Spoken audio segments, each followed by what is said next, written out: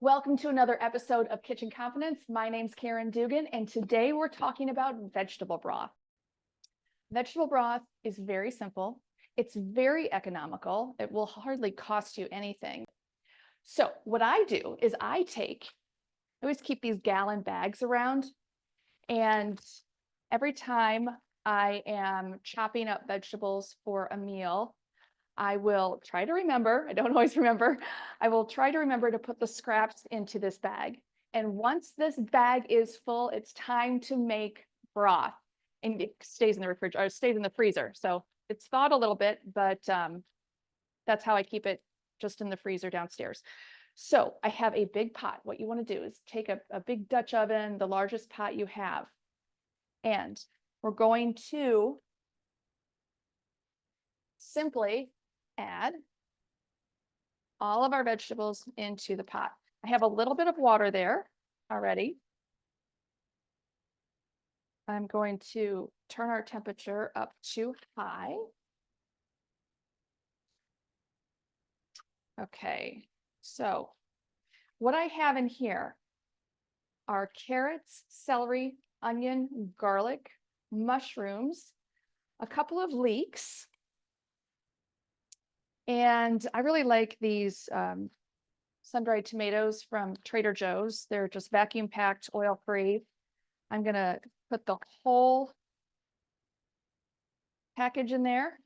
It gives the broth a little bit of tang. This is up to you. You don't have to do this. So you can see all these pieces, right? Like this. There's some stalks in there, I'm sure.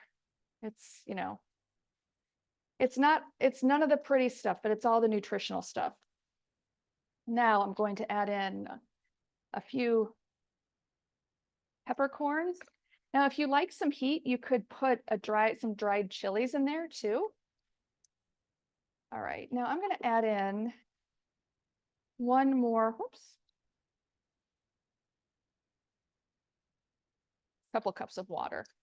What you want to do is put your vegetables into a large pot, and then just enough water so that it starts to cover your vegetables, and then cover the pot. Now, we lost power. There we go.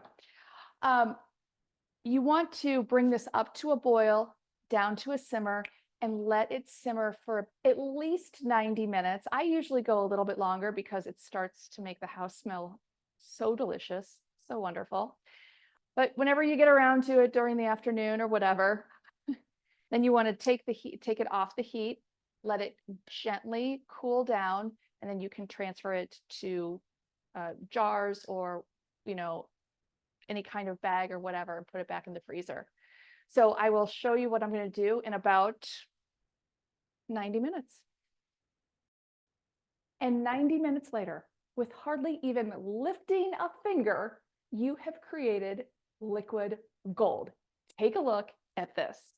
Look at this beautiful broth that you had simmering on your stovetop. This was going for about 90 minutes, and it's still a little warm. It takes a while to cool down. But wow, look at this dark amber color. This is the second time you've used these vegetables. Look at you. This is great. Economical, didn't hardly take any money, didn't hardly take any time. You can fix it and forget about it. Now let's start putting this away for future use. Okay, so grab a pitcher, and this is just the blender pitcher, strainer. And because this is too heavy for me to lift, I'm just taking my measuring cup and straining right on through.